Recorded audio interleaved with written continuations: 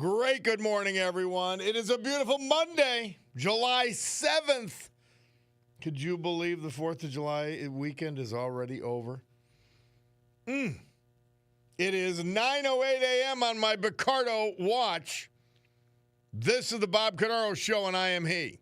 Broadcasting today from the United States of America. I can prove it because the whole weekend meant so much more this year. And it's the place for the brave, like the veterans we salute today, thanks to our man John Basiliga and his incredible companies. Ernest Rush, Scranton, Joseph Welgos, Plains Township, Donald Williams, Music, Joseph Hornsby, Mountaintop, Robert Rose, Danville, and Donald Dietrich, Berwick. The United States of America, founded with a certain knowledge and understanding by our incredible, irreplaceable, unbelievable founding fathers. That government is not our parent. It shall not be. It is not our guide. It shall not be. It is not our salvation. It shall not be. It is not our direction. It shall not be. But is nothing more than a necessary evil we require to organize and protect society. The United States of America, the country where, for the first time in human history, freedom was declared to be an unalienable right granted to each individual by God. It was not something to be parceled out to groups. Freedom could not be controlled by government or government officials according to our amazing Constitution, because it ensures and codifies freedom of speech, freedom of religion, freedom of association, economic freedom, and freedom of the press. If they use it to lie, so what? We know better. Now, armed with these freedoms, and only because we have them, a ragtag bunch of immigrants, rejects, and their progeny created the richest, most powerful, most culturally diverse and accepting nation ever to grace our planet Earth. America, the only place specifically invented and designed so that every American can live their life in the manner they choose, unlimited by their background, upbringing, race, color, or creed, unhindered by the government or those who would use government to control others for their own comfort, benefit, or power. This Bob Cordaro Show, well, it'll always be convincingly conservative, lovingly logical, proudly and passionately patriotic, and reliably right. And so we gavel to order this meeting of the Club for Common Sense, promising you that we will provide a sanctuary of sanity in a world where so many, particularly the Democrat Party, have gone insane. They're insane. I don't even know what else you say about it. Well, coming back, great weekend. I hope you guys had as good as I did, or at least a good one. On where were we Thursday? Oh, Thursday night, we go to the Great Far Tavern.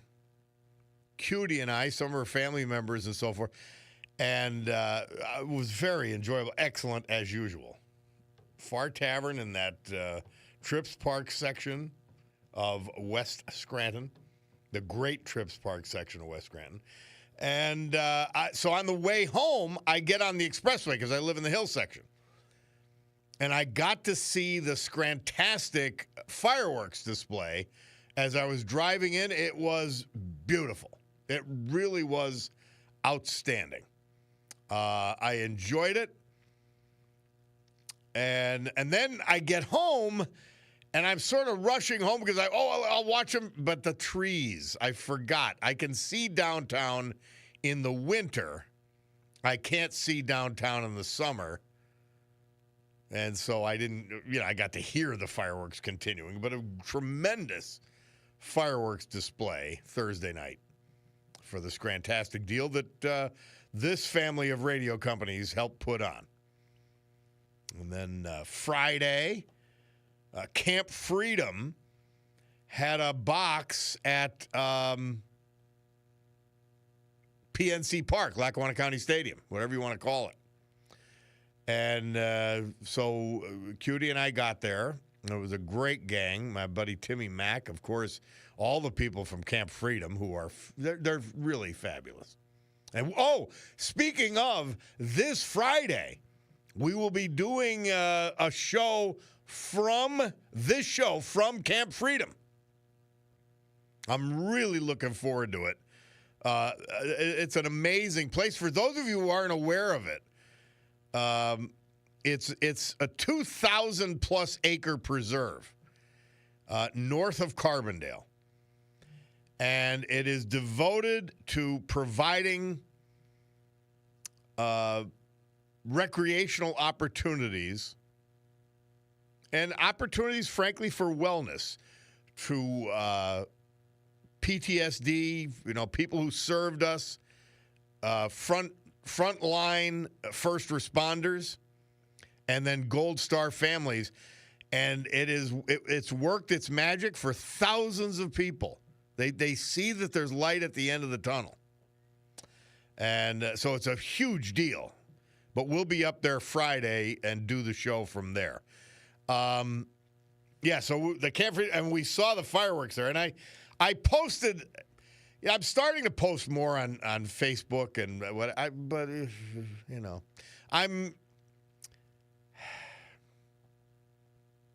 I'm torn because there's so much silliness on our social media, but I posted, and I think people got my meaning.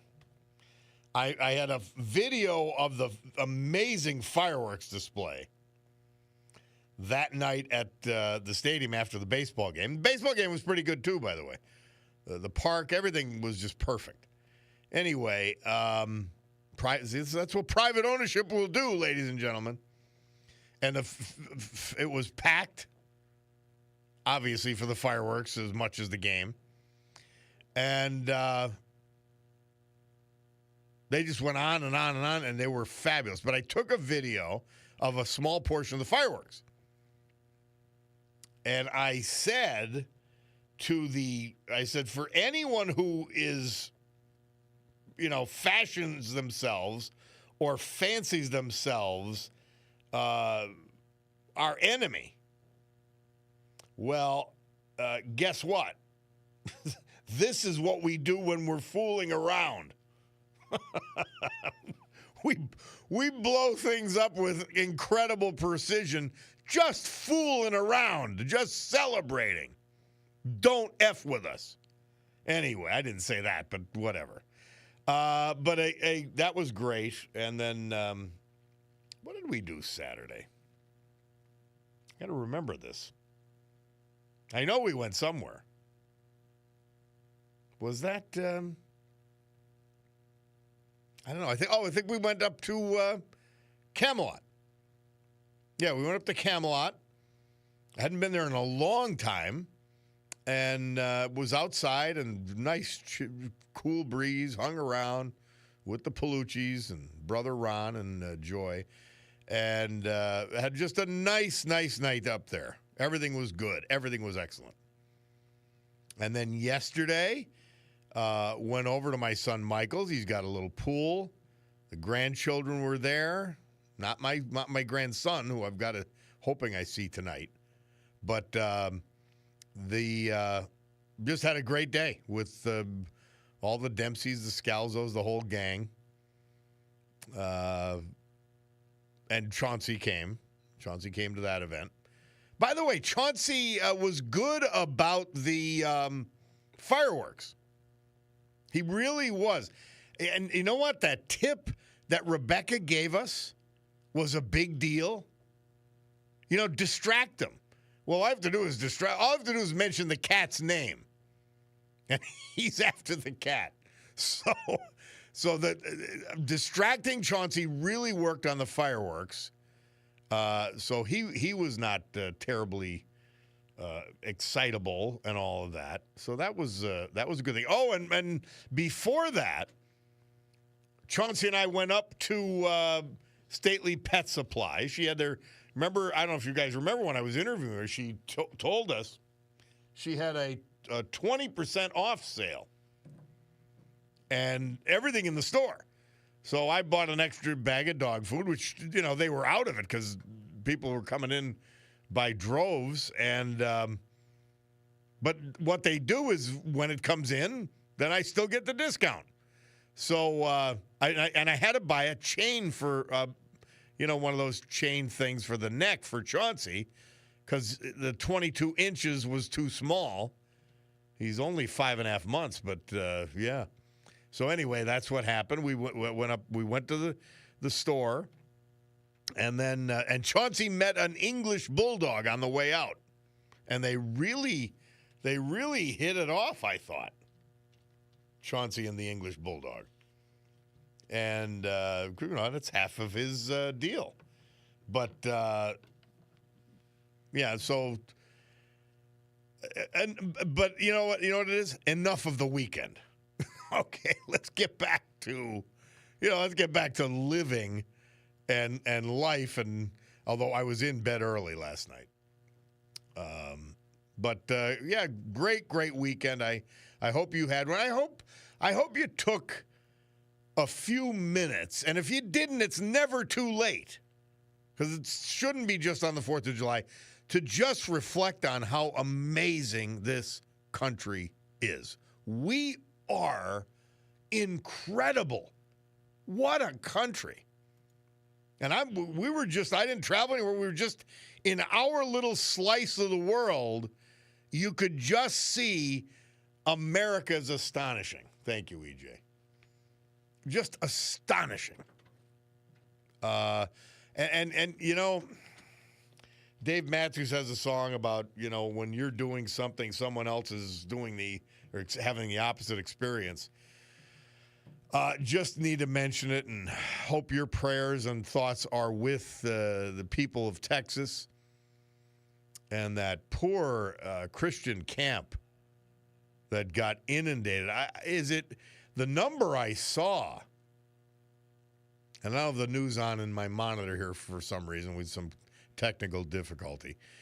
81 souls lost in the flooding in Texas. My word. Just beyond tragic. Beyond tragic. Oh, so today we've got 2 things for you. John Perillo is going to be on, of course, Monday Music. He's going to talk about our constitutional processes and the founders setting it up. And then at 11:05 after the news, we're going to have Rob Bresnahan, our congressman, my congressman. And he's going to be on because we have to address Governor Shapiro lying on this very radio station. It's disgusting. Shapiro comes on the morning show and he lies. And they let him get away with it because they're all in on his nonsense. Which is, I don't get it, but they are. So Shapiro lying about Rob Bresnahan. And I had people all during the weekend saying to me, my Medicare is going to my Medicaid is going to go. No, it isn't. Don't fall for the lies. If there was such draconian cuts, Elon Musk wouldn't be starting his own political party. We'll talk a little bit about that as well.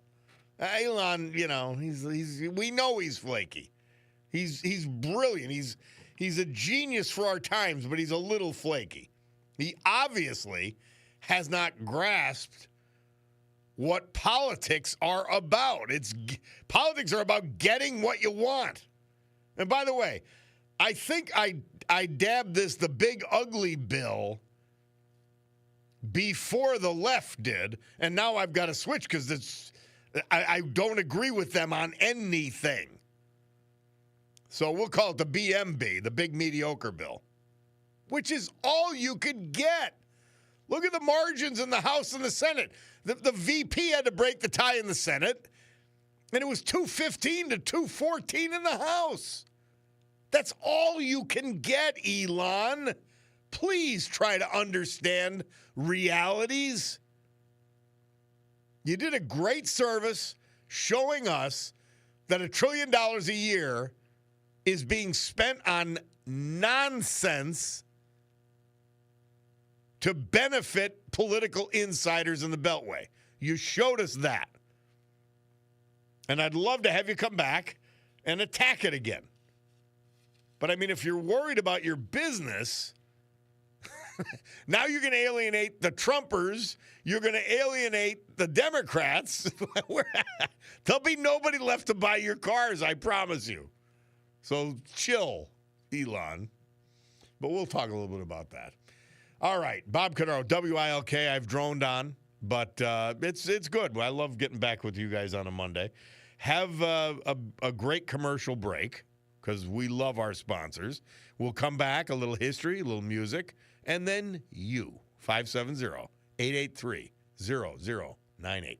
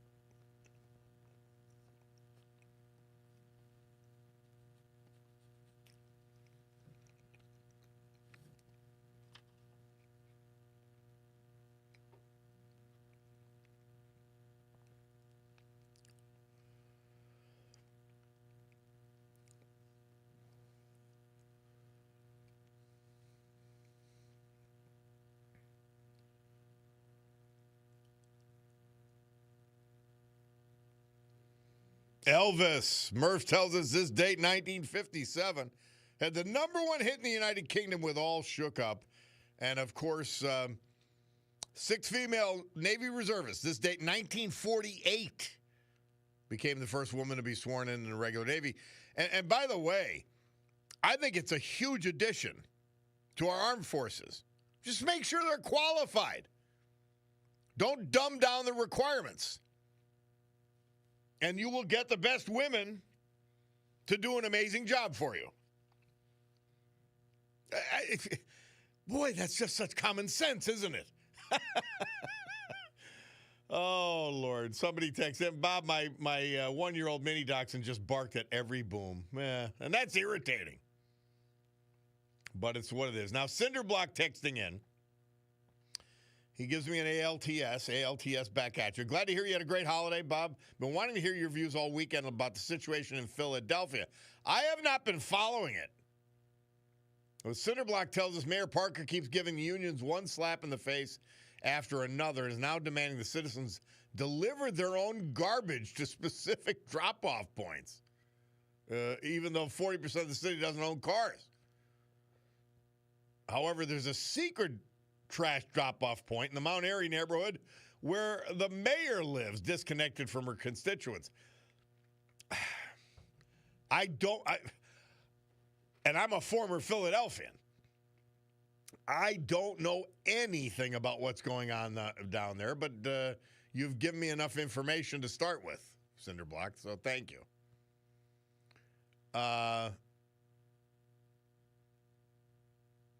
Navy guy wants to know why Snedeker is not on live in the morning show anymore. It's something they're doing at NEP. And if you'll notice, it's not a phone-in. It's a direct link that he does. I like their byplay. I always enjoyed anything with Snedeker in the morning team. They were great to, I like them, their back and forth a lot. It may get restored. We don't know.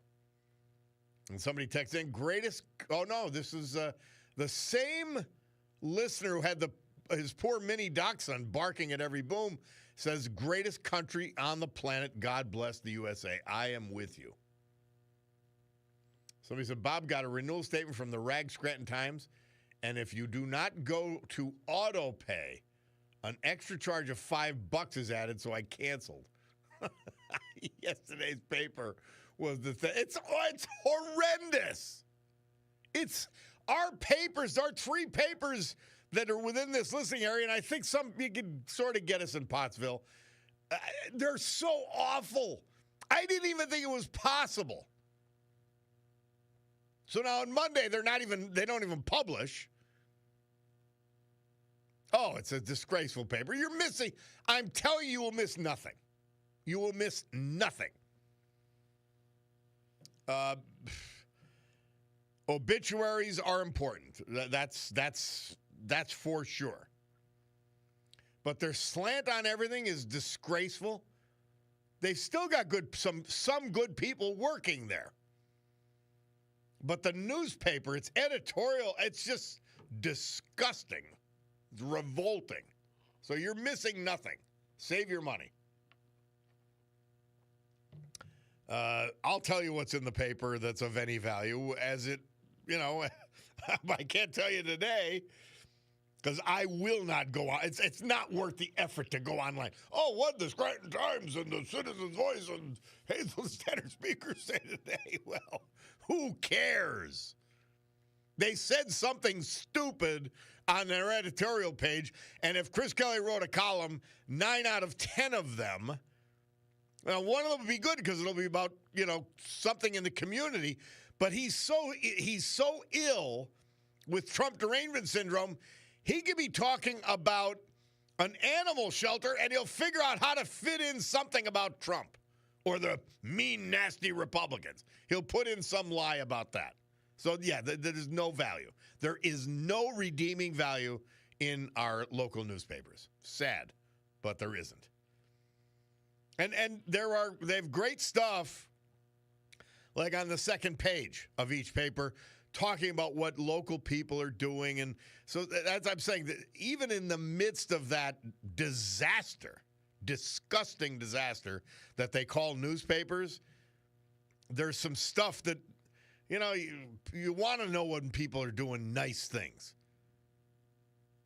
So whoever's in charge of the second page does a good job.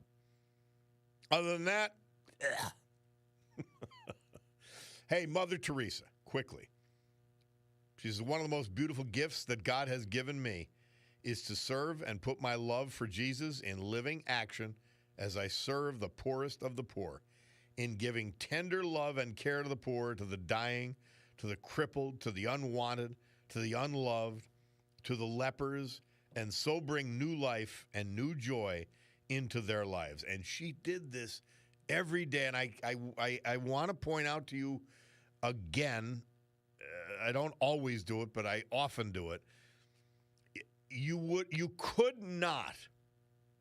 You go to the worst sections of cities in this country. You could not even after that, imagine the poverty that she confronted, that Mother Teresa confronted in India. You can't even imagine it. Remarkable. Anyway, thank you for Mary Regina for getting that in. My Bacardo watch tells me it's 9:34 on the nose. We'll take a break and be back with our Veterans Tribute and the weather.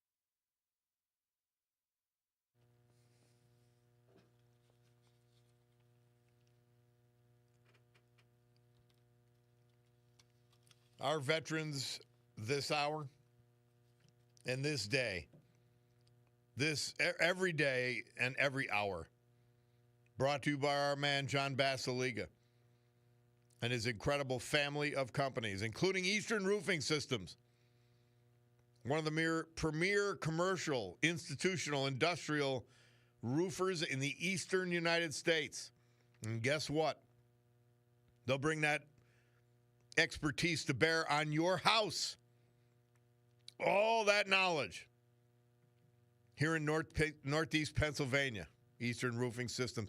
Serenity Care, 4 great facilities that are the gold standard for senior care in Northeast Pennsylvania and beyond. 4 locations, Mid-Valley, Old Forge, Wyoming, Kingston, offering dementia care units at their Mid-Valley and Kingston properties. J. Bass Realty, if you're looking for office space anywhere in Northeast Pennsylvania, They've got it. If you're looking for an apartment anywhere in Lackawanna County and coming soon to Luzerne, J. Bass Realty. And, of course, Basiliga Hospitality. I told you we had a great meal and food and drink and fun at Far Street Tavern. Well, throw in the Old Brook Inn, one of the great stops you'll ever make. 307 Springbrook Township. The Scranton Art House, first run movies with your favorite food and booze. Terra 519, they're open tonight. Their Sunday suppers have been going over well. Sergei's Live. I'm there this weekend for the Frankie Valli tribute. Queen City Tavern in Oliphant. Another reimagined neighborhood bar, main drag Oliphant. And the incredible Stegmeyer. Step back in time and enjoy some of the finest food and cuisine anywhere. The Stegmeyer Mansion, South Franklin Street, Wilkes-Barre. Ernest Rush. He was 98 when we lost him May 12th. He was from Scranton. Born in Williamsport, proud graduate of Williamsport High School and Lycoming College. He later attended Purdue University and Colorado State. He was a U.S. Navy veteran, honorably serving this country during World War II. He spent much of his career with Tandy Leather Company, dedicating 35 years of the company, 28 of which were in management. He was a master builder of flintlock rifles, a deep passion for shooting, hunting, fly fishing, and fly tying. Tragically preceding death by his son, Richard, he survived by two other sons, grandchildren, and great-grandchildren. Ernest Leroy Rush. Joseph Welgos, he was 87. He passed away May 22nd. He was from Plains Township. He's survived by his beloved wife, Barbara, and his devoted son, Joseph. A graduate of Plains High School, Joseph proudly served us in the United States Army. After military service, he moved to Trenton, New Jersey, where he built a respected career as a master machinist at Princeton University. Upon retirement from there, he returned home, coming back to the Wyoming Valley, where he found joy in fishing, hunting, and he loved his classic cars. He'll be remembered as a steady, kind-hearted man with a quiet strength and a generous spirit. Joseph Welgos. Our great veterans this hour, brought to you by our man, John Basiliga, and his incredible companies.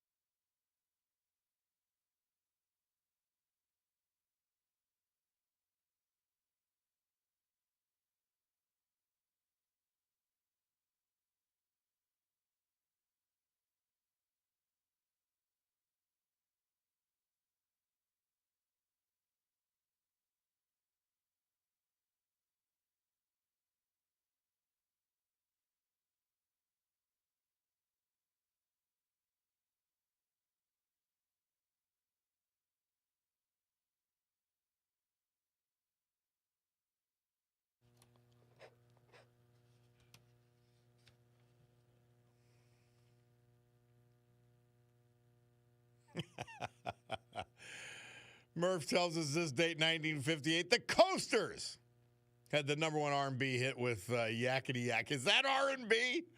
How about that? Bob Cordaro back with you on the eponymous program. Let's go right to the phones. We got Bill from Pittston on the line. How are you, Bill?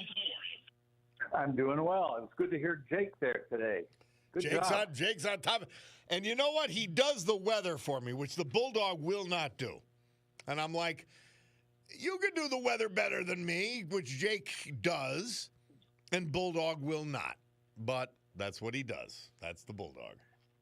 Yeah, he does. He does what he does well. And he does what he refuses to do well also. But we love Jay coming in when he can. Mm-hmm. Yeah, and you were talking about the big, beautiful bill, and I agree with you. We got to go back and hit it again. But when you said BM, I was thinking of bowel movement. I thought maybe you had subconscious thinking.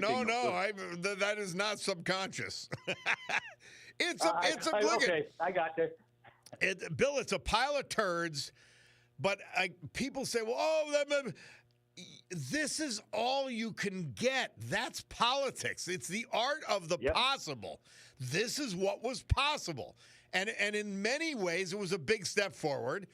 In other ways, it was the status quo. So, he hasn't even been in office 6 months yet. It's amazing what they've accomplished. Yeah, and we got the foot with this bill, foot's in the door, and then you build. The key to me, and I'll say this, and I'll you know what, by having, competition in a free country like this is good. So if Elon Musk is nipping at their heels on the right, this may make them go through and do a bunch of rescission bills. And for people listening, the Congress can go back and rescind, meaning take back spending of specific nature by voting on it. And so they've done. Now, I don't know if the Senate even took it up, but the House did $9.4 billion as a starter. But if they could do a rescission bill every month and get it passed, I think they could continue to live up to the promise that we hold in them.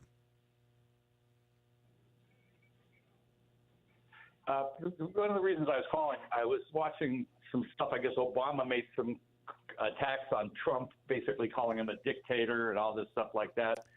But again, if you get the press enabling these liars to come through, and the thing is, I look back at the Obama administration. The only thing he did was kill a couple terrorists. That, as far as I'm concerned, Bin Laden. Okay, that's good. But he was the height of mediocrity, Obama as president, and he started a leftward drift with the people he appointed to judgeships and other places in the bureaucracy. He started our leftward drift. So he was a damaging president. I mean, not even in the same league as Joe Biden, but he was not good. And he's the guy, by the way, that's the funny part. He's the guy who said with a phone and a pen, I can run this country and elections have consequence. He was the dictator by his new standards. Absolutely. And the thing is, he was also henpecked. Or I just read excerpts of Michelle Obama's thesis. And, I mean, if that had been released before the election, no way, because she's a real schmuck herself. I mean, when you see how she really is, she's not likable. And she downs him all the time. She's not a good person. Like he's a henpecked guy. Yeah. Well, it's funny. Again, we always have to remember, they are saying the exact opposite of that which is true, and they are calling you, in this case Trump, they're calling him out for what they've done. That's what they do. And the media enforces that. I know. But, like I said, Obama was very calculated of mediocrity. He didn't want to make waves. I mean, he probably had to sell his soul to Michelle so she would work with him to become president. But I just find him so hypocritical. He's a celebrity president. He played to the celebrities. That's it. He did nothing significant except take out Bin Laden. Yeah, no, he didn't. And his idiot vice president was against even that. You know what I mean? Yeah. He always sides on the wrong side of history. Who was that? The former defense secretary in Secretary Obama's? Gates, yeah. Yeah, he's always on the wrong side of foreign policy.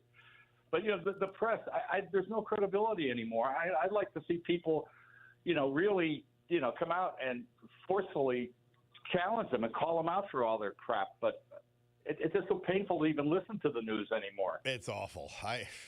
Well, I said, I mean, here, even here, the morning show had Shapiro on. He's lying about Medicaid cuts. He's lying about SNAP cuts, and no, they don't even. They just cheerlead with him. It's like, what? You know he's lying. It's unreal. Yeah.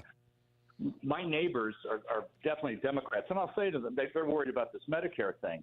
Oh, and God. I said, they're not going to. I said they're taking it away from those illegal aliens.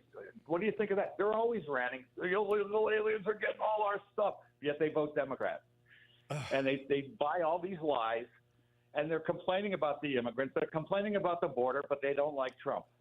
Such a disconnect. I can understand how people could not like Donald Trump. I get it. I happen to love him, but I get why he would irritate you or you would dislike him and maybe even hate him. That's fine.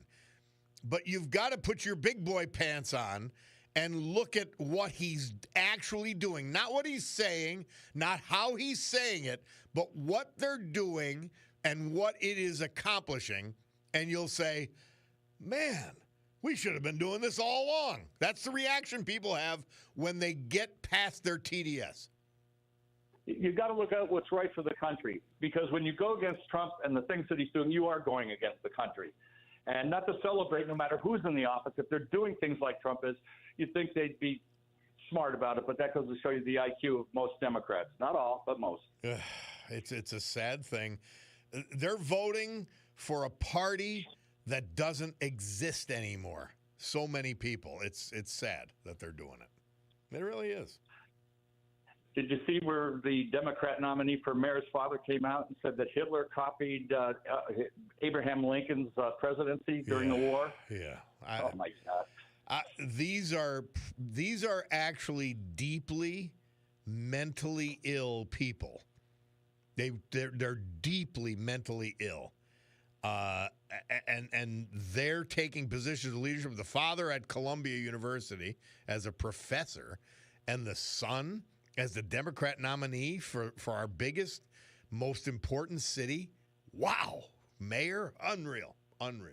Mm-hmm. Yep. Well, it's always a pleasure, Bob. Thank you very much. Always mine, Bill. Thank you. Everything, hold it down in Pittston. We'll take a break. Bob Cordaro, WILK. We will return.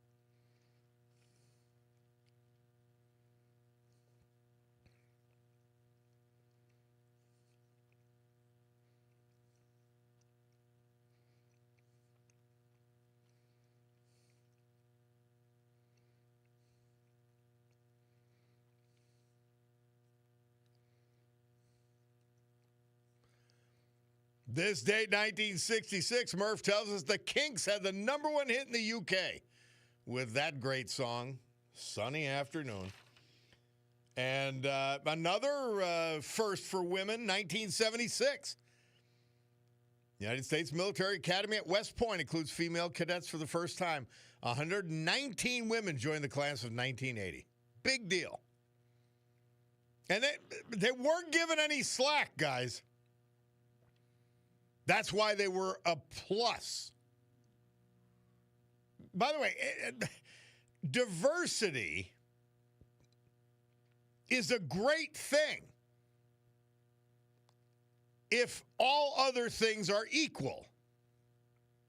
If merit is still the primary adjudication of who does what and gets in what and who advances. It is. It's a big deal. Barack Obama, my man Mark Mayer sent me a bunch of stuff on Barack Obama, and there is an argument that he was the worst president in U.S. history. There is. I think that argument is obliterated.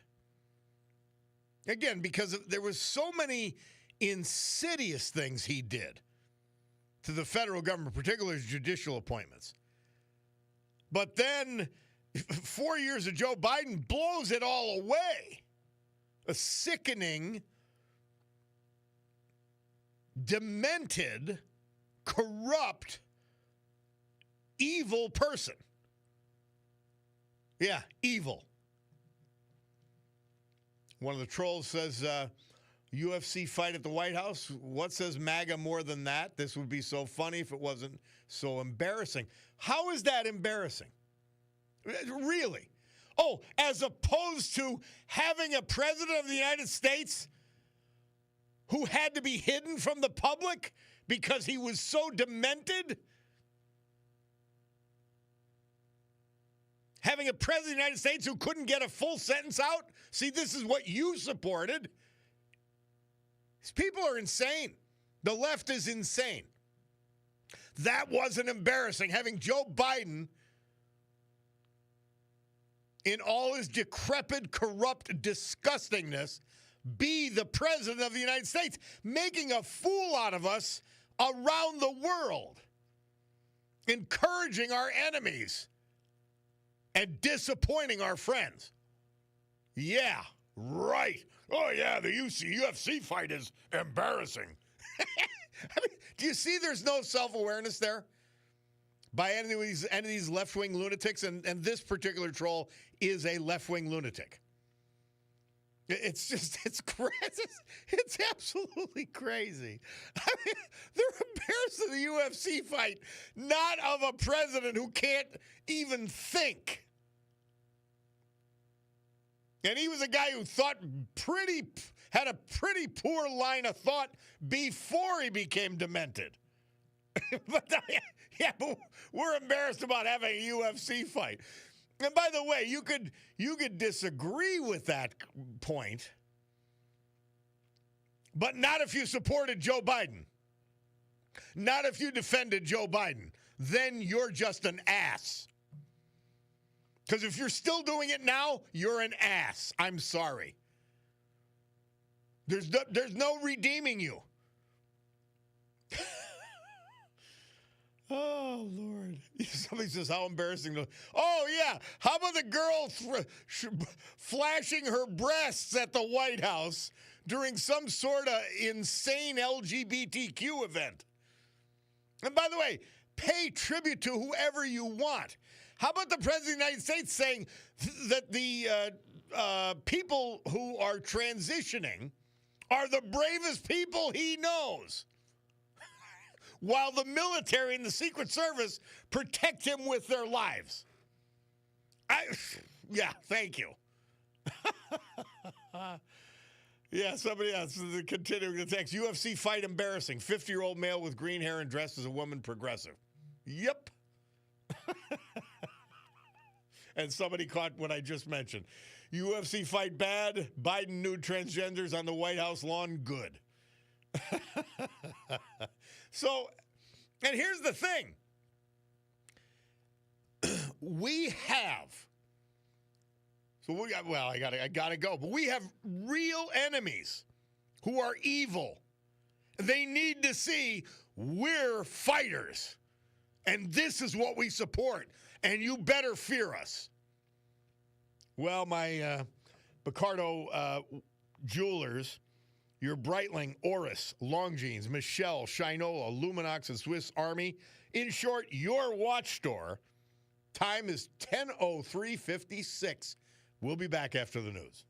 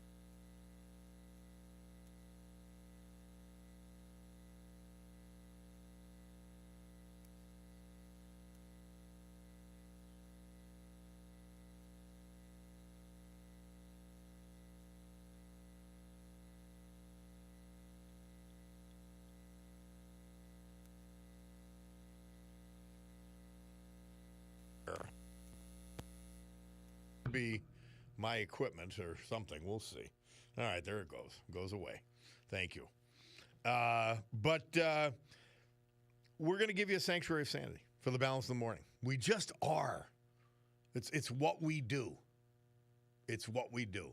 I'm seeing, I got John Perillo. He seems to be on the line. Let's see if we got him. And there he is. John, are you with us, my man? I am. I'm glad we got that sorted out. Sorry about that, guys. Yeah, the Bulldog's not on, so we don't have your theme song, so you're going to have to trudge on without it. I won't sing for everybody. And as long as everybody's still got all their fingers, we're good. I did want to start with a quote from Calvin Coolidge on the 150th birthday of our country. And he said that it's often been said that, quote, that the world has made a great deal of progress since 1776, that we have had new thoughts and new experiences which have given us a great advance over the people of that day, and that we may therefore very well discard their conclusions for something more modern. And then he goes on to say that in speaking of the Declaration of Independence, specifically that which we celebrated this past week, if all men are created equal, that is final. If they're endowed with inalienable rights, that is final. If governments derive their just powers from the consent of the governed, that is final. No advance, no progress can be made beyond those propositions. And if anyone wishes to deny their truth or their soundness, the only direction in which he can proceed historically is not forward, but back toward a time when there was no equality, no rights of the individual, no rule of law, end quote. And that was Calvin Coolidge speaking on the 150th birthday of the country. And, you know, as your listeners have heard me say on many occasions, Bob and I both agree that the Declaration and our Constitution are the high point of Western civilization. And those simple propositions listed above are so very important that they changed not just the U.S., but the world. And with that as the background, I was watching the process on the big, beautiful bill, and I'll admit that it was deeply frustrating to me. And in fact, there are many parts of the bill with which I agree, but the way that it was put through using reconciliation is a violation of the spirit, although not the letter of the law, regardless of the merits of the bill. And yes, the Democrats used the same process to push through Obamacare, which was far more consequential. But the fact that the Democrats were so horribly wrong in what amounts to using a parliamentary sleight of hand, if you will, to pass a major change to our healthcare system doesn't mean the Republicans doing it is also right. You know, Congress has passed 4 budgets in the last 40 years. Everything else has been either a continuing resolution or a reconciliation. And that's a complete failure for them and our system. And please keep in mind that I wanted to explore today, as benefits the celebration of the birth of our country, what the founders said about unity. And the fact is that as much as Americans keep saying that they want a more unified country, we are less unified because we've forgotten what that term unity even means. And it does not mean that we have to agree on how to solve all our problems or that we put aside that which makes us different. And it does not mean that we get together and eat s'mores and sing Kumbaya. It does not mean that we think alike. But in our constitutional system, it does mean that we work and act together toward a common goal, and that's a critical difference.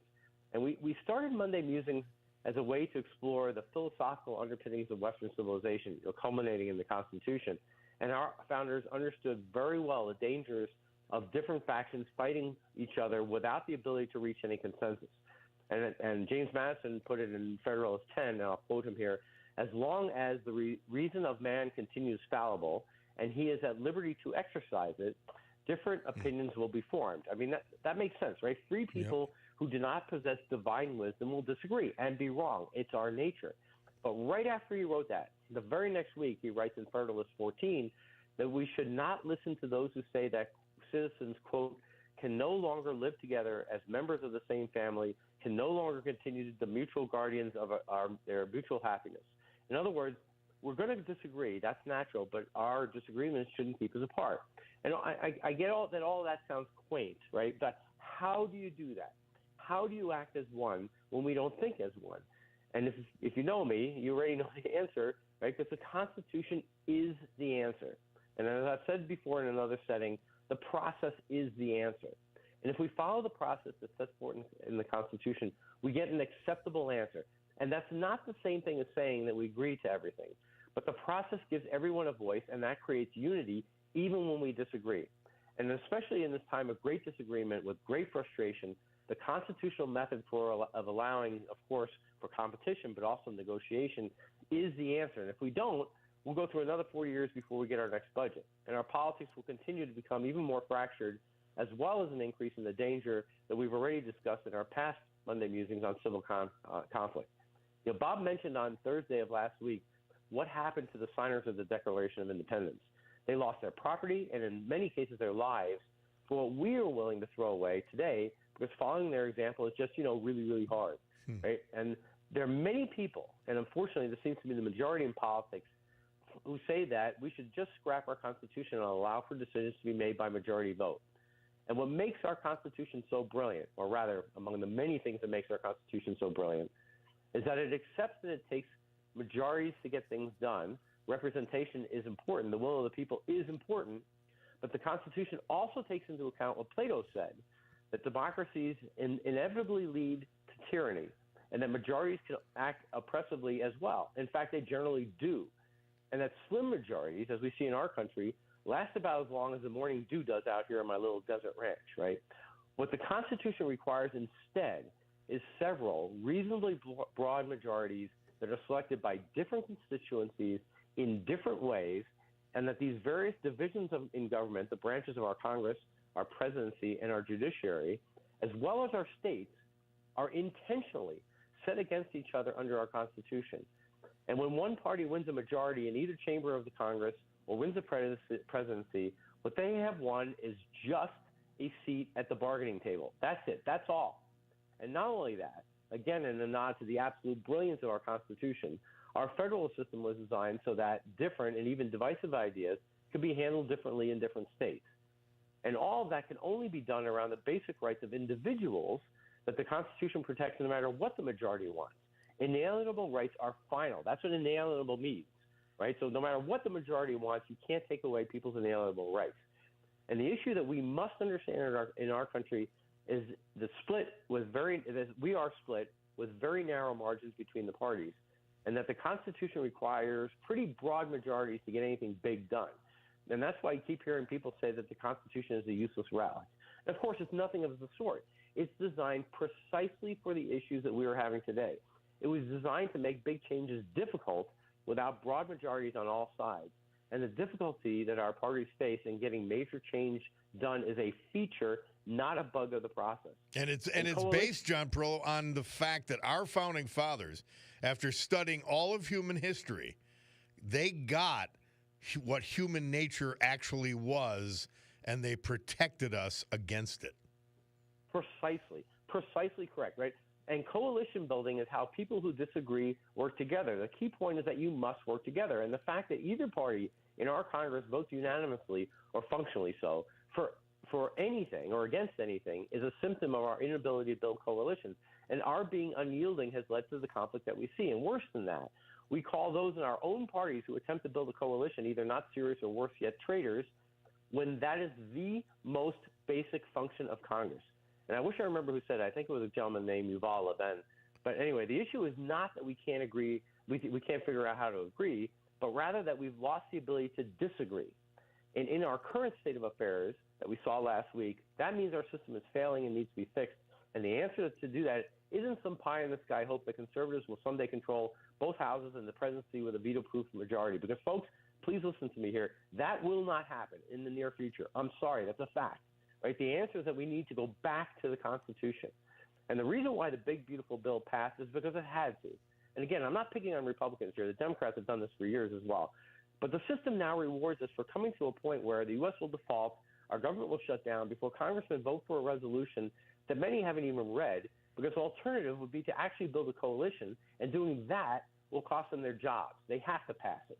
And in a couple of years or so, the Democrats will have their tiny majority, and we'll go through this farce all over again, and Republicans will rightly complain. And our founders, as Bob just said, they understood human nature. They understood that people would disagree, and they knew that if people didn't work together, agree or not, the country would become hopelessly fractured, and they designed our government to take that into account. And if we ignore that, we deserve what we get good and hard, right, from last week's, right? I hope you all had a great Fourth, right? In a celebration, in the creation of the greatest country on earth, nothing comes close. And in the Constitution we have, in the words of Benjamin Franklin, a republic, if you can keep it, you. There's no them. It's you, right? And maybe next time, we can look at what Lincoln said about unity, because obviously he presided over a time of great disunity, even greater than what we see it today. But I hope this helps you understand that our founders knew what we were going to be going through, and the answer is to go back to the process they set forth for us in that brilliant document that Bob and I both revere so strongly. Well, John Perillo, always a pleasure. Thank you. Monday Musings, informative and great as usual. You have a great week. And then on next Monday, we'll get it done again. Oh, no, next Monday I'm gone. It's a Tuesday version of the Monday Musings. Next Tuesday, 10 o'clock. Thank you, my man. Thank you to you and your listeners again. I hope you guys have a great week, and I hope you had a great celebration of a great country. Take care. All right. Amen. Amen to that. We'll take a break here from our great sponsors. A little history, a little music, and then you. It's the Bob Cordaro Show.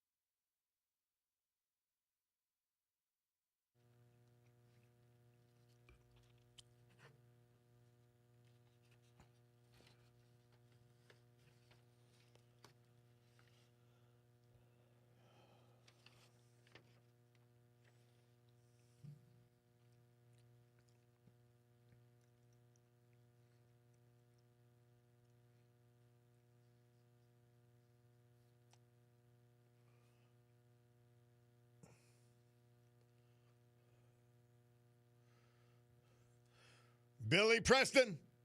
Murph says this date, 1973, moved up to number 1 with his hit, Will It Go Round in Circles?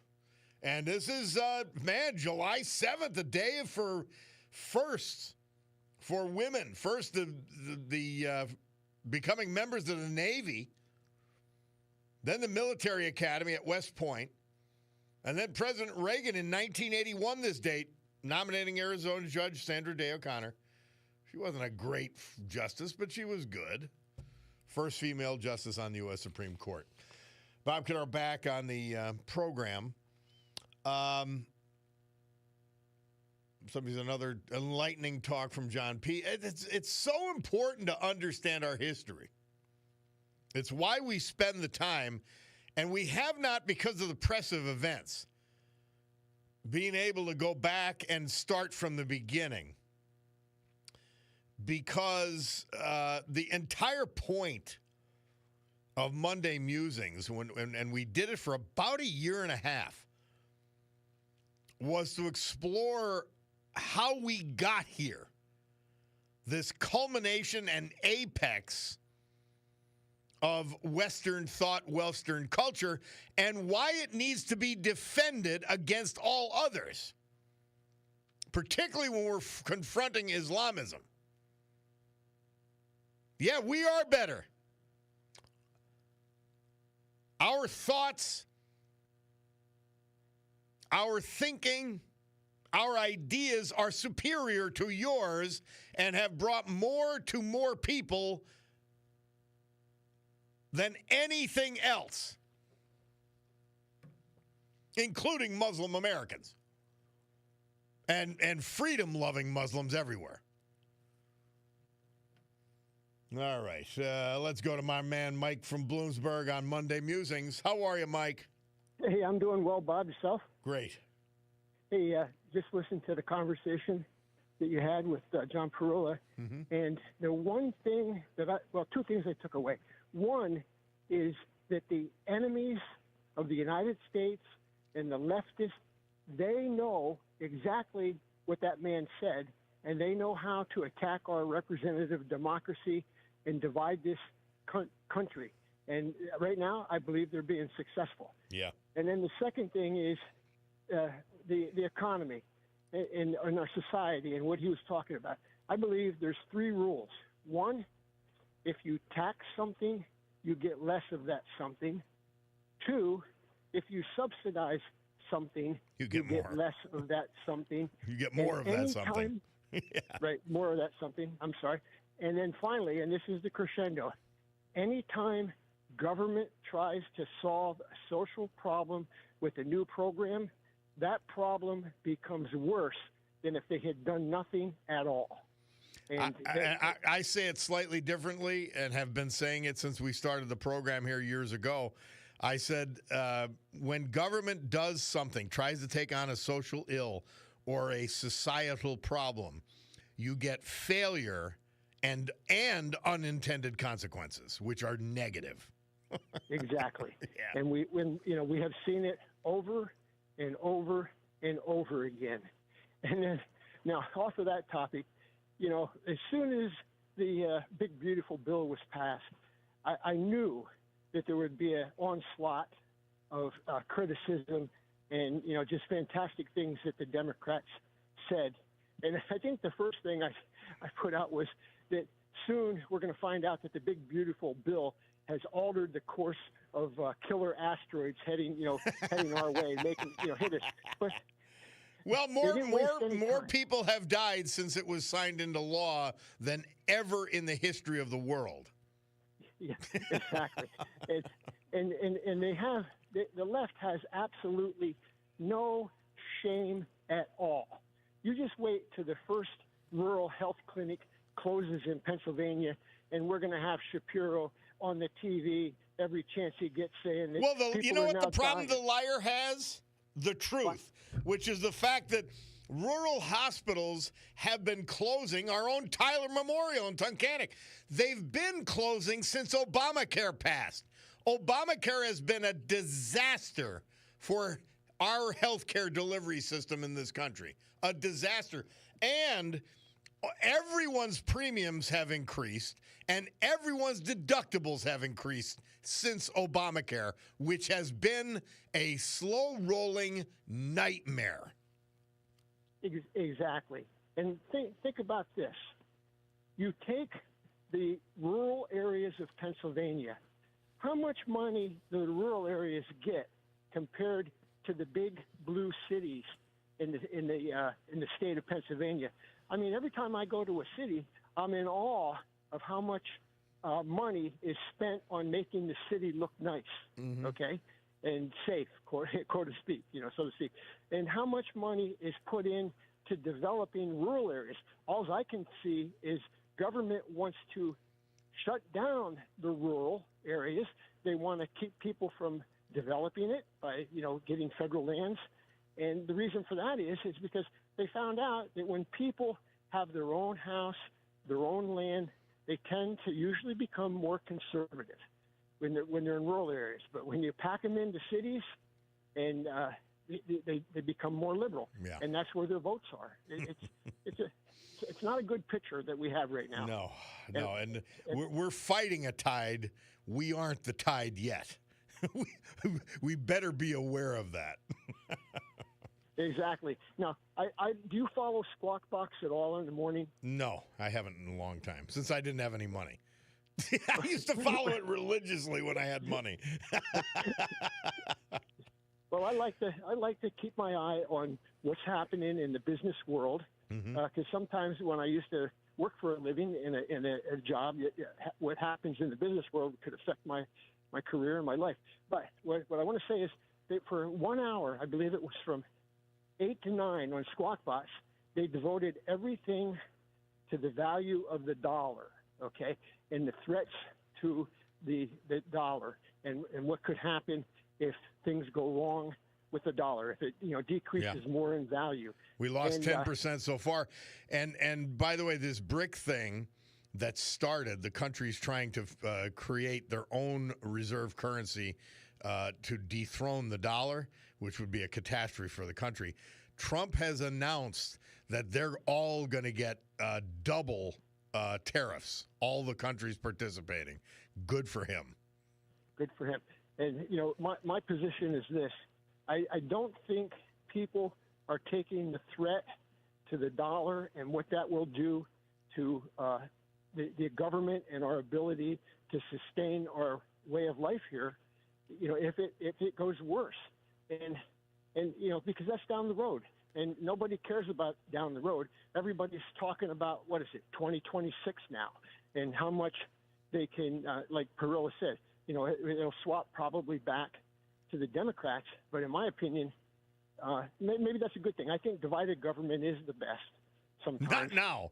See, not till we clean out the Aegean stables.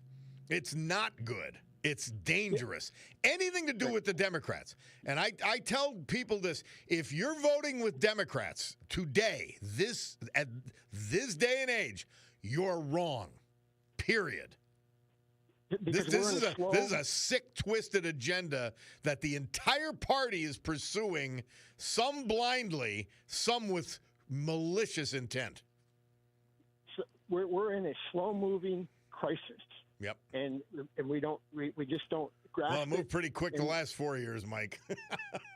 Oh, it did. And, the last thing I want to say, Bob, is Quickly. I'm really getting tired of people hearing that, we have to spend the last of the money that they, put out in COVID, to stabilize things. How many years has it been? And they're still spending money on, make-work projects, so to speak. And our response was fake and phony to start with.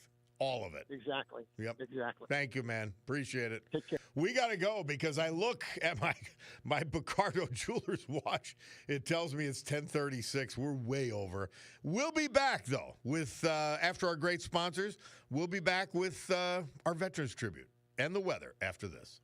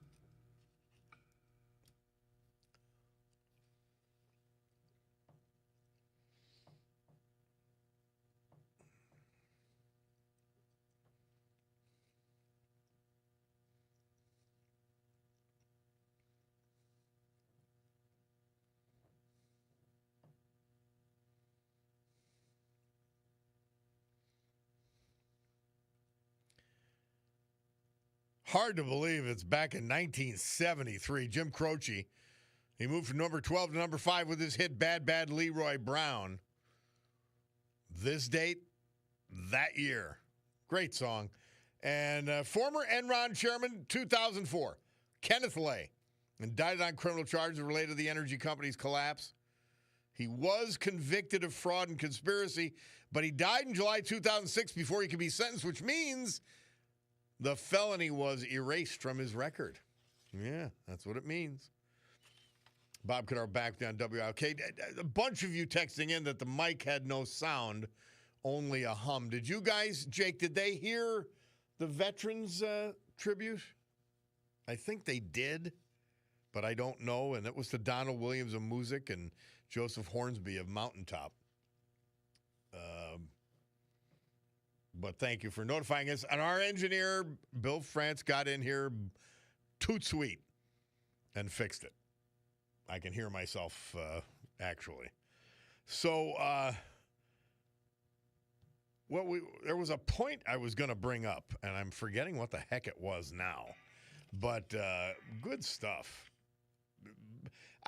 And very important, by the way, that you get that the Democrats and the media are lying about everything. Please, that's the unfortunate fact.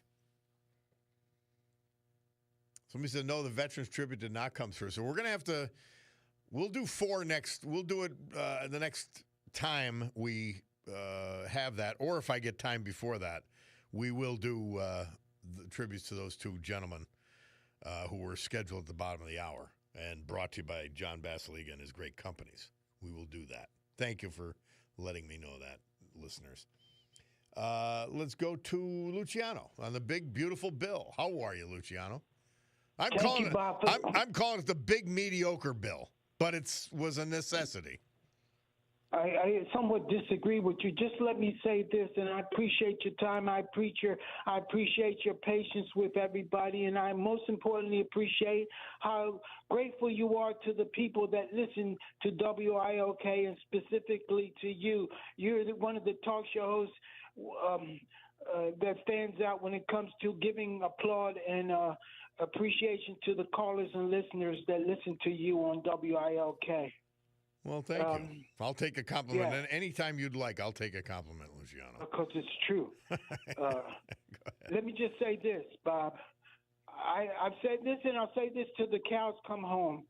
The 3 greatest presidents that was ever given to the United States and the American citizens voted for was, first of all, Abraham Lincoln, who freed the slaves, and Donald Trump, and kept the country united in the end. And Ronald Reagan, the 3 greatest presidents who happen to have been Republicans, who was your second? Bob, who was your second favorite? Donald Trump. President Donald Trump will come down. He gets an A+ in his first 6 months. What do you give him, Bob? As a grade, please. I give him an A-. On the economy. A-. Yes, I'm a tough grader. Yeah, that's okay. You're fair. I give him an A-. Yeah, I give him about that. And let me just say this: this border security finally will be secure, with all the bells and whistles. I talked to my father about an hour ago, and he lives in another country, and this is the greatest country. We need to do it right, brother. My father moved back to his country, but he's an American citizen. He can come and go whenever he wants. And my mother, God willing, she lives in Texas, Arlington. She can come and go. They did it the right way. We're a country of legal citizens. I repeat, legal citizens. Mm-hmm. And I don't give a hell about Donald Trump's attitude. His attitude means nothing to me. You know why? Because the good Lord... Who do you think protected him of those 2 assassinations, please, Bob? There seemed to be divine intervention with the Butler situation. That's for sure. Yes. And, Bob, I'll say this, ending. The good Lord blessed me with 2 great parents who never abandoned me. And I'm grateful that I live here. I'm grateful that I'm secure and established, and the good Lord has blessed me. And I'll just say this by ending. You Democrats, You better watch out. Because after Donald Trump leaves, we're going to have Vance and Marco Rubio as vice president. Well, we Thank you, Bob. got to save the country. We can't let them. The Democrat Party, as it currently is arrayed, is a nightmare for this country. They're sickening. They've got to be defeated in every single instance. Joe from Berwick, how are you, Joe? Oh, hello, Bob. I'm okay. I kind of have to speak a little bit low because I stepped into a store here and I don't want to disturb other people. Okay. So just something, Bob. You're talking about how delusional these people are, and I think it's important to keep in mind. Republicans have to take control of their own messaging for that reason, because they cannot rely on the press or any kind of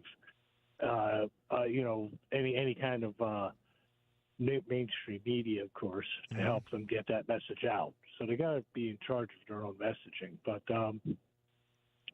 I don't know if you followed any of the social media posts surrounding the big storm that happened in Texas. No, I have not. I've watched the news coverage, but not that. Well, Terrence Williams, you know him. He's a conservative blogger. He brought attention to this, and it was really interesting because once again you have the people coming up and saying things like, "Oh, it's your fault because you don't believe in global warming," and I'm thinking, "Oh my God, really?" It's the same people who don't understand that what Medicaid and Medicare are going flat broke if something isn't done. That these are the same people, but the mentality of such people that because you don't believe in what they call climate change, that's why we're getting storms. And apparently, if you believed what they did, the storms would just stop. We'd never see this happen again. I mean, it's absolutely and there were absurd. never storms before either. Yeah. How you could we've observed this, how people can swallow an outright lie, which is the climate change argument.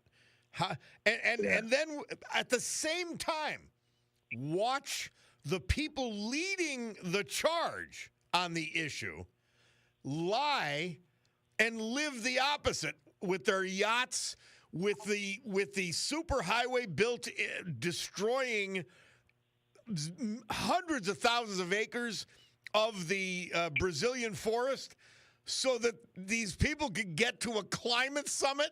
I mean, you just say to yourself, you can't be dumber than that. You just can't. It's nuts.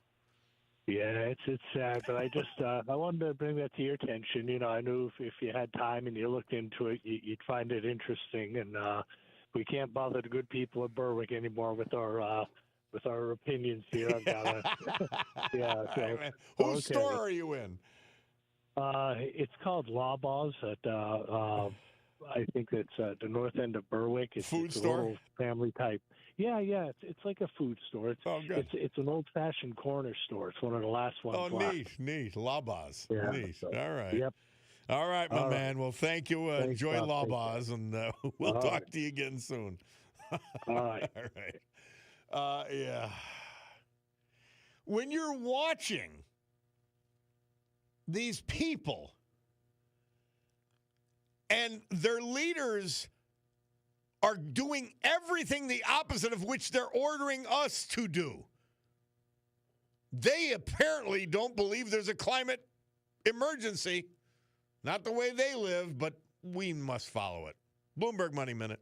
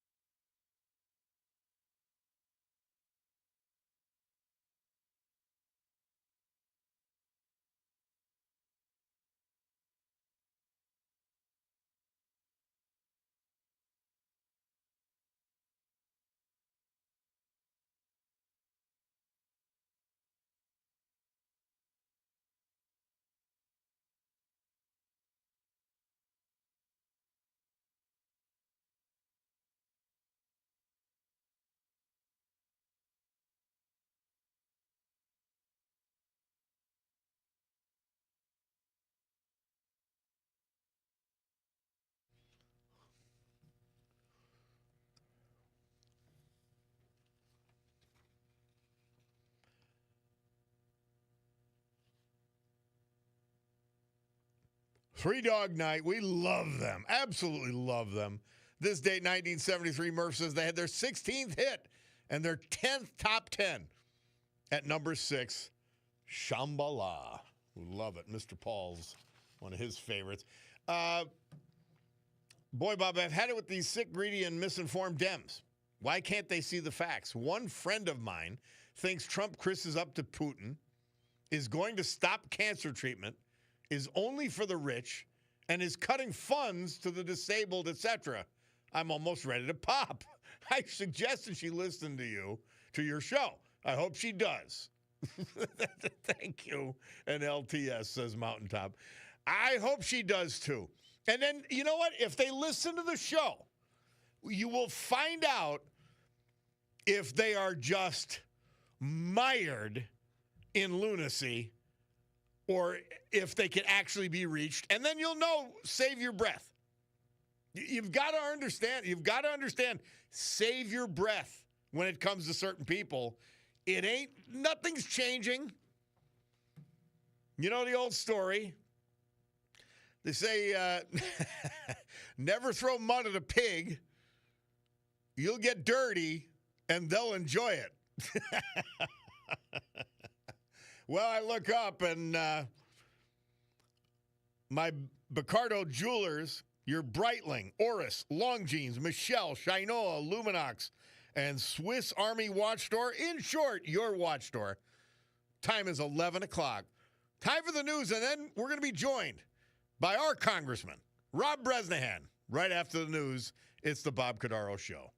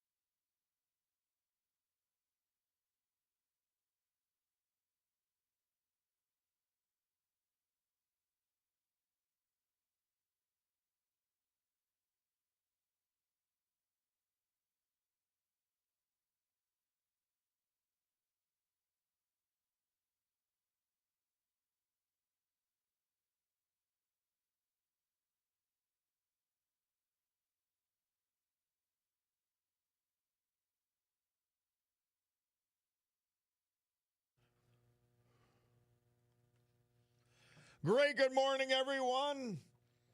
It is 11:08 here on my Picardo watch here in the great Northeast this beautiful Monday, July 7th, 2025. This is the Bob Cordaro Show. I am he, and it's a big day to fight for America, defend our values, and with the help of our man John Basiliga and his great family of companies, to honor the brave who have made us and kept us free.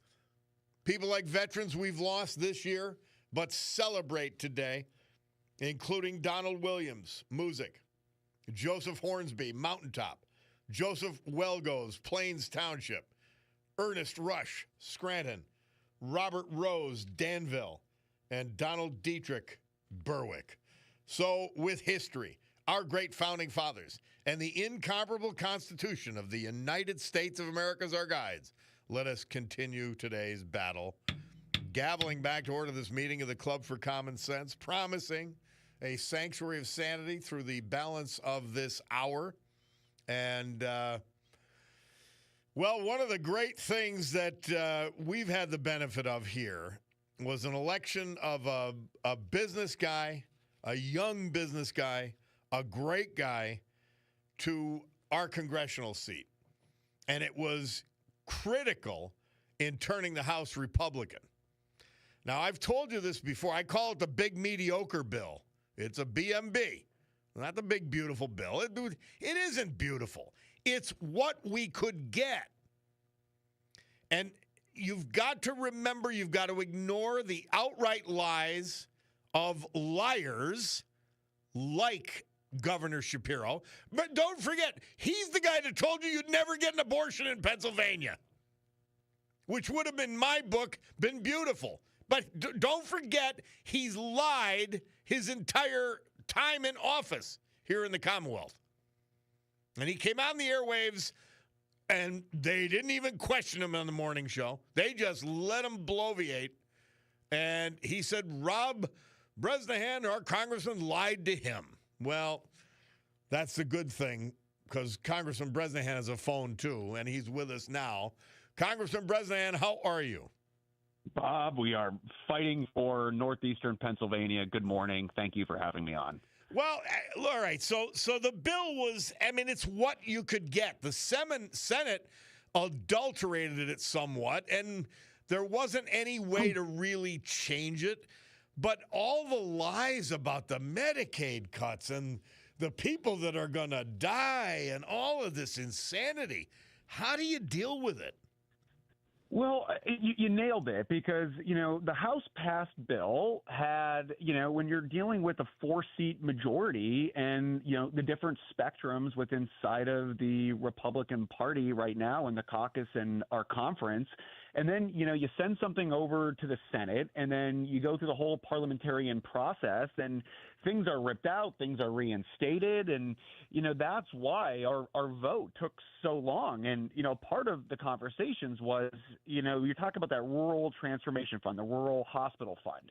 At first, we didn't know how northeastern Pennsylvania was actually going to be impacted by that. So, I found myself on Tuesday in the White House for 2.5 hours with the president, with the vice president, and CMS administrator, Dr. Oz, where we actually pushed to make sure that the hospitals in northeastern Pennsylvania are going to be covered. And, we worked, for hours to ensure sizable investments into our NEPA hospitals and maintain access to quality care for all of everybody in northeastern Pennsylvania. And you know what? There were some differences of opinions. And, Governor Shapiro had gone on and said last week that, this isn't something that we were going to support. That was long before there was a $50 billion rural transformation fund. And, you want to talk about the state-directed payments and the provider taxes. The state-directed payments, there's a 10% decrease every year until payments reach the Medicare rate, starting in 2028. And anybody who tells you that starting effective today or July 5th, that the funding for these hospitals are going to evaporate and there's going to be mass closures, the way that the Senate actually pushed back the deadline was instrumental in making sure that there'd be a runway with the implementation of the $50 billion that effectively takes effect now and starts getting funded first thing in 2026. So there's going to be 2.5 years of additional payments going into our healthcare systems and the provider tax. Pennsylvania, we're paying around 5% or so for our hospitals. The current provider tax cap will drop from 6% to 3.5% starting in 2028. So we will Congressman President, the thing they conveniently overlook, fools like our governor, is that rural hospitals have been closing since Obamacare passed. Our own Tyler Memorial closed before the big, beautiful bill, Marion Community Hospital. I mean, come on. They're just making it up. And, anytime you hear about any of our nursing homes or long-term care facilities, they are totally exempt. And, I heard the Democrat leader, Hakeem Jeffries, speak for 8.5 hours. God almighty. And he was giving these examples of students and minors with disabilities. I mean, we made sensible exemptions for Medicaid work requirements. I mean, I don't understand why work requirements for able-bodied individuals without dependents. I mean, there are many work requirements exemptions for children, seniors, veterans, students, pregnant women, individuals with medical conditions, disability. Anyone who Medicaid was designed to serve will continue to receive those benefits. If you can work, you should. And the requirement is 20 hours a week.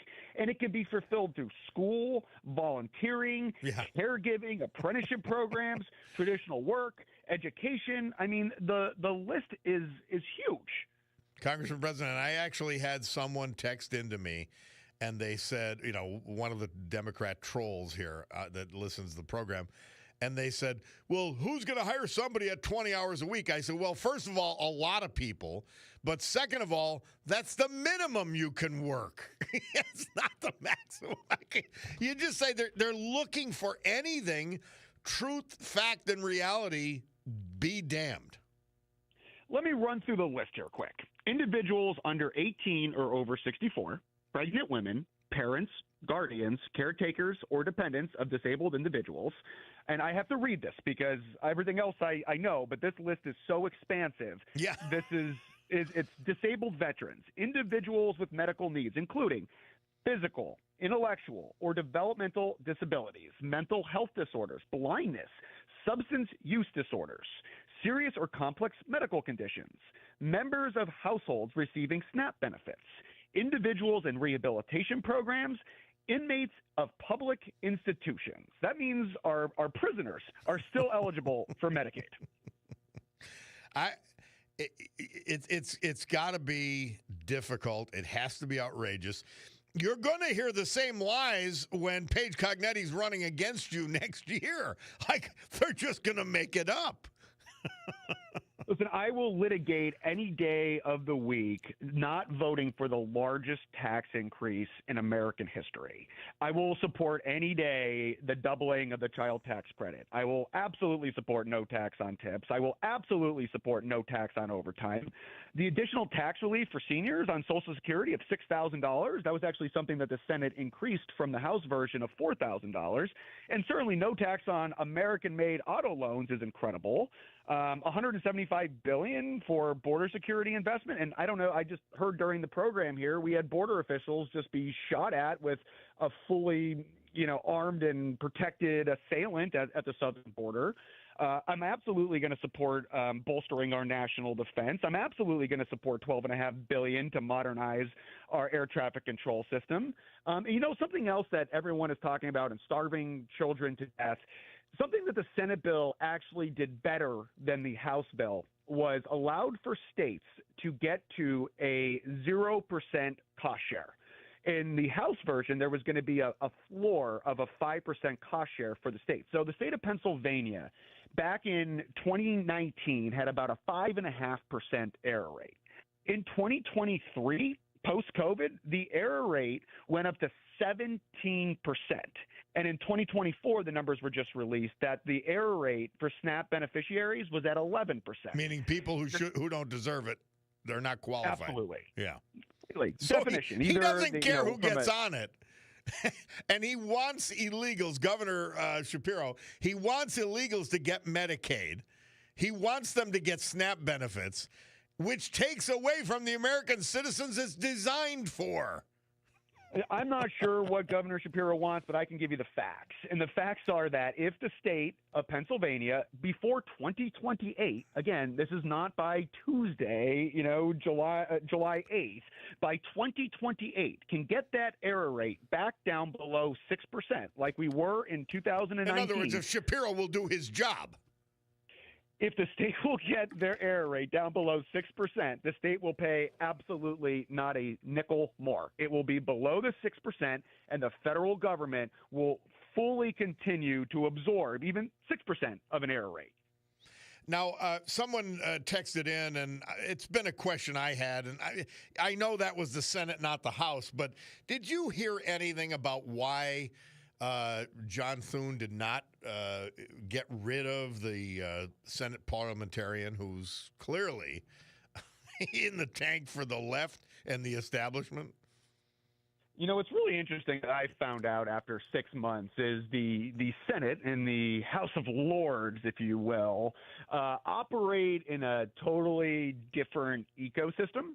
And I don't know the messaging or the method behind the madness of having the Senate parliamentarian remain in and continue to be able to decipher what is policy, what is fiscal. Did you hear anything? I mean, did you hear anything from senators? Well, we couldn't because of or anything. Was there any talk of that? Or there was probably so much brass tacks to deal with that, hey, here's what it is. What I heard was it would almost be like eliminating the filibuster. And it was something that a lot of senators still respect the institution of the process. And they also, with the understanding that in the event if all three chambers were to flip, that in theory a Democratic ran House, Senate, and White House could then go ahead and remove an appointed Republican Senate parliamentarian. So in order to continue with the decorum of the institution, and again, this is just from scuttlebutt. This is not from Rob Bresnahan hanging out on the Senate side, because I feel like I have to show my passport to go over to that side of the block. It was more or less a Leader Thune decision to back down. And you know what? There was just so many different intricacies that you had to work through on this bill itself. And, something else, I was on the phone with Dr. Oz for hours and hours and hours to make sure that, that Rural Transformation Fund would be applicable to northeastern Pennsylvania. And it was one of my initial apprehensions to say, hey, listen, we have downtown Scranton. We all know what we're dealing with the two hospital systems with Moses Taylor and Regional, but that's Scranton. How does that apply as a rural hospital fund? And when that number first started, it was a couple, it was $5 billion, then it went to $10 billion. And in order for the House to be able to get on board with it, it went up to $50 billion. And I have had the commitment from Dr. Oz that we will make sure that the investments into our hospitals to make sure that there is a succession of care will be in place. Well, that fund was huge for Northeast Pennsylvania because Scranton and Wilkes-Barre-Paced hospitals, because of our wage rates being so low, are reimbursed on a rural basis, and we've got big city costs. We're double losers a conversation that I had with Secretary Kennedy as well as CMS Administrator Dr. Oz, explaining that we fall into this wormhole of high cost of care on top of low reimbursement rates. So there was a lot that took place behind the scenes. And listen, I think you phrased it. I mean, is everything in here that I would have loved? No. But, I mean, this is a 90% incredible working class family win. There's no question about it. Now, would I have loved to see certain things in there? Yeah. Should I, the energy tax credits, I would like to have saw a taper period and there's a lot of investment going on in northeastern Pennsylvania, which does provide great workflows and great working man hours for these different projects. And the Senate bill actually improved those slightly. So, I mean, listen, I think you can start to nickel and dime and look at every different intricacy. But if you go to page 671, chapter 4 on the Rural Transformation Fund, you will see how the states have no obligation of cost share and how these funds can be administered directly by CMS to make targeted investments. And what they don't want to use this fund for is just funding operating losses or, just kind of putting a Band-Aid on a bullet hole. They want to make changes to the healthcare system that will improve for ongoing sustainability. Congressman Rob Bresnahan is our guest. Final question, because I know you're in the middle of the soup, because it just starts all over again after the holiday. Governor Shapiro came on this station and said that you lied to him, I'm believing, about Medicaid cuts. Could you respond to that? Well, I don't know how you can call any of this a cut when we are increasing Medicaid spending. Yeah. We are increasing Medicaid expenditures by $200 billion. And secondly, a month ago, the House bill had just started deliberations inside of the Senate. There wasn't a $50 billion rural transformation fund. We had no idea what kind of tail there was going to be on the reduction of these state-directed payments and provider taxes, and knowing that there was an additional $50 billion to offset the lowering of those two different elements between provider tax and state-directed payments. I mean, we saw the Senate parliamentarian making changes up until the morning, literally at 4 a.m., when Lisa Murkowski had gotten her vote secured by let me remind you also, Alaska, any error rates on the SNAP program above 18%, also there's no cost share. So Alaska made out like a bandit on this. She is awful. But I mean, that's how fluid these conversations were. And the same way going into fully understanding, like, sure, rural hospital fund might be applicable to Wayne Memorial, but how does that affect, Geisinger, South Wilkes-Barre? How does that affect the General Hospital in Wilkes-Barre? I mean, that's not what I would define as a rural fund. So we actually modified, and I saw the final language that we used through the administrator. So things had evolved very quickly. And if it was just going to be the initial Senate's projection of just stepping down from 6 to 3.5% immediately without an additional $50 billion, no, I wouldn't have supported that. That would have been devastating. But with the supplementation of all of the additional resources, the step-down procedure, and the way this is actually going to be implemented on top of the work requirements, the sensible work requirements, I mean, American taxpayers was no longer going to foot the health care bill of able-bodied adults without dependents that choose not to work. And it's as simple as that. And Governor Shapiro is also angry, I'm sure, that he actually has to do his job and make sure that people who don't qualify for it are on Medicaid and on SNAP. And I'm sure he's angry. Dr. Oz sent out a tweet that, emphasizing how instrumental we were to fight for the Rural Transformation Fund and making it applicable to northeastern Pennsylvania. And he actually had suggested and hopes, and I do hope as well, too, that the Commonwealth of Pennsylvania, Governor Shapiro, and myself can work together to make sure that we apply for the maximum amount of funding possible that we can extract from this new fund. Amen. Well, you did a great job, and you made substantial improvements because they knew they needed your vote, and you used – see, there's the other thing that people don't get. You used your leverage. You had leverage. You used it to benefit your congressional district and all of us in Northeast PA. I can't do anything but praise you for Bob, it. we didn't sleep for 2 hours, and when you have the White House in your congressional office at 11 p.m. The night before the vote – and in the next few weeks, I'll be letting everyone know of some different ideas that we're going to be bringing to the table and some other tangible wins that we have for northeastern Pennsylvania. Quickly, and I know I said last question, do you think the rescission packages and that the $9.4 billion that the House voted for a month ago will pass the Senate and that there will be more of them? God only knows what the Senate does. I mean, they have their own challenges over there with, like we have over in the House, they have the same majority. The only difference is there's 435 of us. There's 100 of them. With their different majorities. I think that the first rescission package was extremely common sense.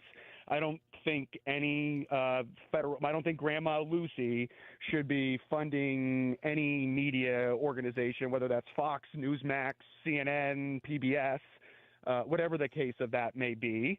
But they were very practical and common sense. Now, I do think that there will be some more rescissions on their way, and we'll look at those individually. Something that I'm not supportive of the rescission package is the BRIC program, the Building Resilient Infrastructure in Communities, because we see with flooding and just the devastating impact in what happened in Texas, northeastern Pennsylvania is totally susceptible to just devastating acts of nature. So we have to make sure that the resources are in place, and it's something that I've been a vehement supporter of. So I think we have to play it case by case, but obviously getting federal spending under control. This will be the largest deficit reduction in I think what will be 30 years. And it's a step in the right direction. And something else, Bob, that no one is really giving credit to is when the CBO does the scoring on the growth projection, they cap it. They capped it at 1.8%. Yep. We realistically think there is no reason, if you look at the first 2017 Tax Cuts and Jobs Act, we saw growth well above 2.5%. And when you start to take percentages on trillions of dollars, that is monumental differences to revenue. And I've pointed out to this audience repeatedly that each tax cut going back to John F. Kennedy and all the way up to Trump, and now the continuation of the Trump rates from 2017 has increased revenue to the federal government. Every one. I would think it would. That's how 2 + 2 = 4 in my world. Yeah. Well, Congressman President, we appreciate all the work. You've got to be exhausted. Keep plugging, and we enjoy what you do for us, and we need you. We thank you. Bob, thanks for having me on. Thanks to all the listeners for hearing it straight from the horse's mouth, and I appreciate you having my back. Congressman Rob Bresnahan, we appreciate it too. It is in my Bacardo watch, 11:30. We'll take a break and be back.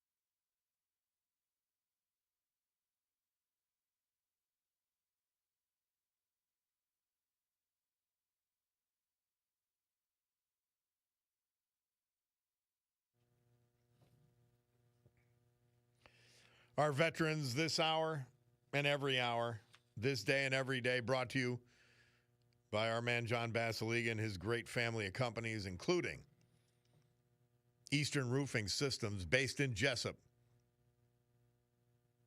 They do major commercial projects, institutional, all across the Eastern Seaboard. And they bring that expertise to you, exclusively to us, here at home and your home in Northeast Pennsylvania. By the way, a Terra 519 is open for fine dining tonight. Donald Williams. He was 70 when he passed May 28th. He was from Moosic. Born in Wilkes-Barre, graduate of Coughlin High School. He was a U.S. Navy veteran. Loved fishing with his sons and grandkids. He survived by 3 sons, grandchildren, but was tragically preceded in death by his daughter Grace Ann and his son Casey Aaron. Donald Williams. Joseph Hornsby. Mr. Hornsby was 77 when he passed May 25th. He was from Mountaintop. Born in the Georgetown section of Wilkes-Barre Township, the oldest of 6 siblings. He went to St. Joseph's Monastery Grade School and then St. Mary's High School. Following high school, Joe enlisted and served us in the United States Navy, including tours of duty in Vietnam during that era. He became an independent contractor, commercial and residential projects all over the place, including a few years working in Atlanta, Georgia. He loved being a grandfather, and he's survived by his daughter and his grandchildren. Joseph Hornsby. Robert Rose. He was from Scenic Drive, Danville, the Riverside section, they call it. We lost him March 31st. Born in Barton, New York. Graduate of Sayre High School. Received an associate's degree from Corning Community College and a Bachelor of Science degree from Mansfield State. Railroader for many years, last working for CSX as a signalman. Member of St. Joseph Catholic Church in Danville. He served this country as a member of the U.S. Air Force. He's survived by his wife, Deborah. They would have celebrated their 47th wedding anniversary on June 4th.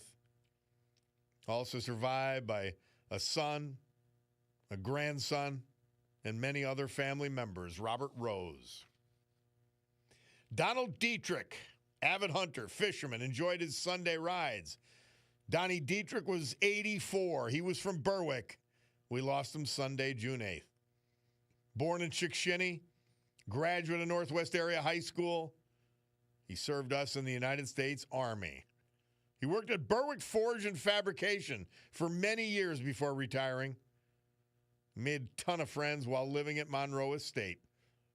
He attended Chickshinny Baptist Church since he was a little boy. He was a member of the American Legion, hunter, fisherman.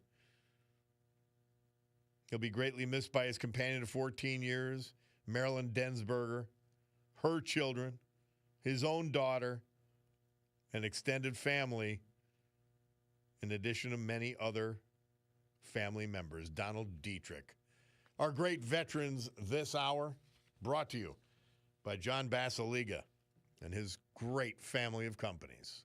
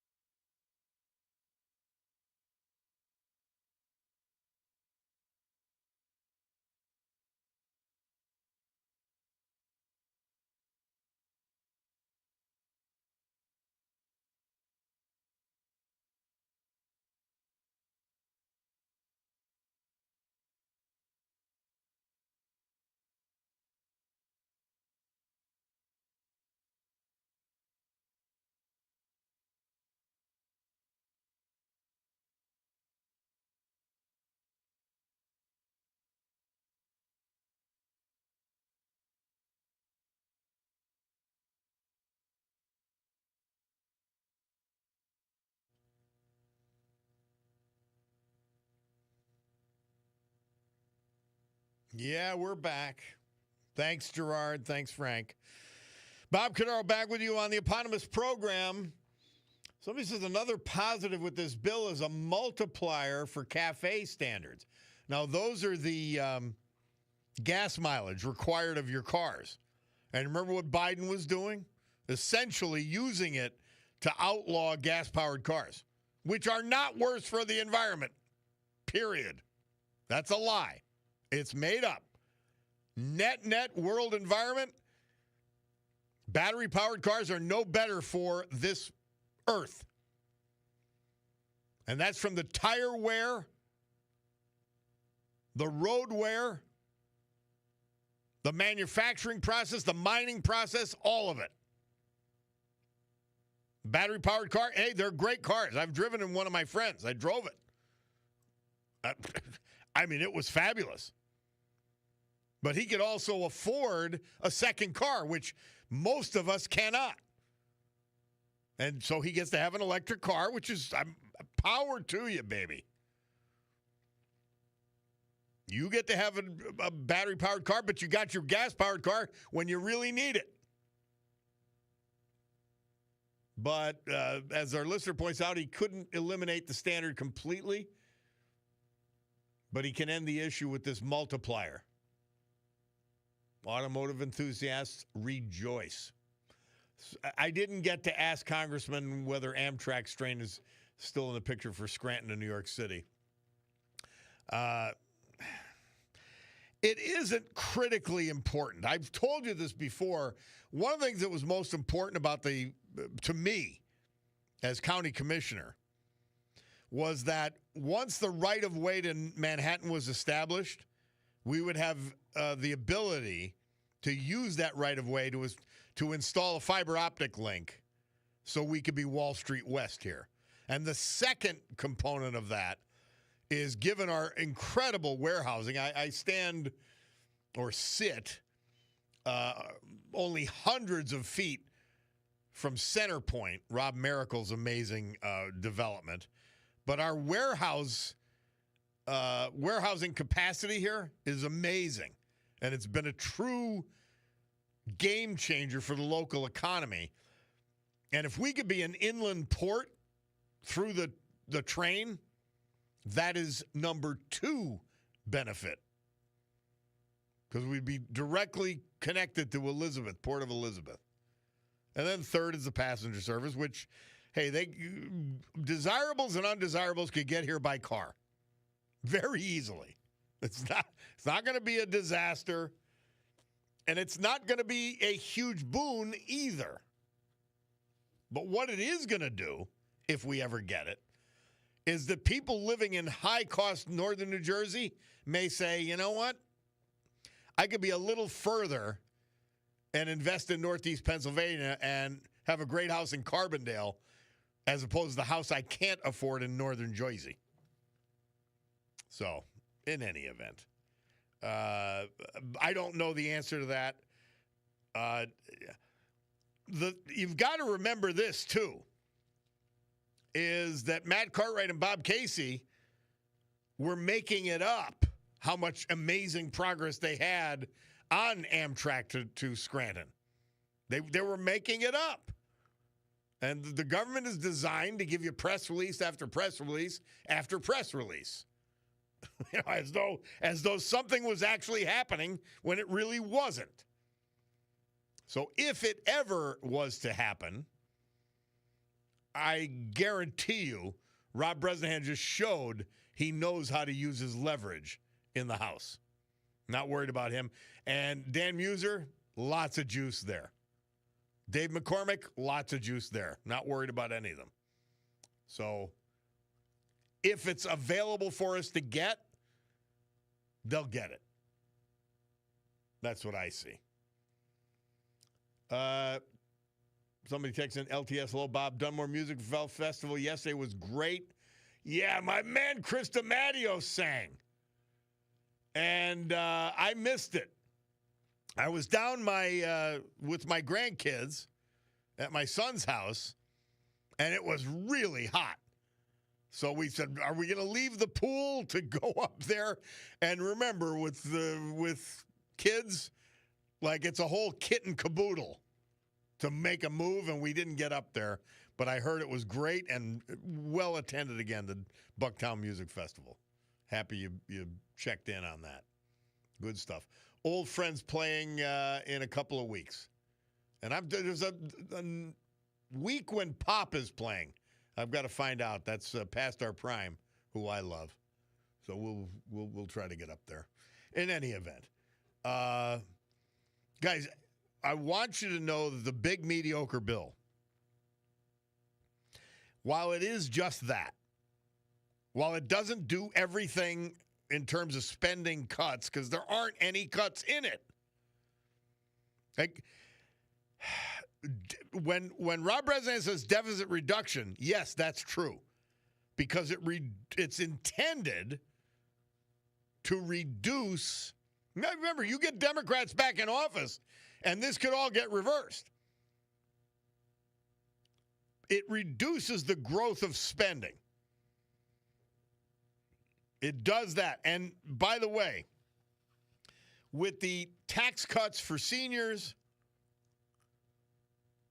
no tax on tips, no tax on overtime, and the continuation of tax rates, we could have a boom that will bring in more tax revenue and reduce the deficit. I actually think that'll happen. We'll be back.